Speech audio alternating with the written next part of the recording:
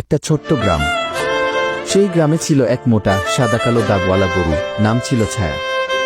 ওর গায়ের রং এত ঝকঝকে ছিল যে সূর্যের আলোতেও ওর ছায়া স্পষ্ট দেখা যেত। সবাই বলতো এই গরুতে নাকি কিছু একটা আলাদা আছে। ছায়া কোনো সাধারণ গরু ছিল না। সে বুঝতে পারত মানুষের মুখের অভিব্যক্তি।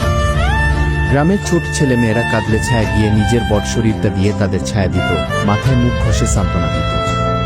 কেউ গরিব হলে ছায়া তার দুধ দিত, কেউ অসুস্থ হলে ছায়া ওর গরম নিঃশ্বাসের সজীবতা আনত। একদিন গ্রামে খরা পড়ল। জল নেই, ঘাস নেই, গরুরাও দুধ দিচ্ছে না। ছায়া নিজের জায়গা থেকে সরে গিয়ে এক পাহাড়ি ঝর্ণার পথ দেখিয়ে দিল গ্রামের লোকদের। সবাই বিস্ময়ে তাকিয়ে দেখল, ছায়া জানে কোথায় জল আছে। তখন থেকে গ্রামের লোকেরা ওকে শুধু গরু না, রক্ষাকর্ত্রী বলত।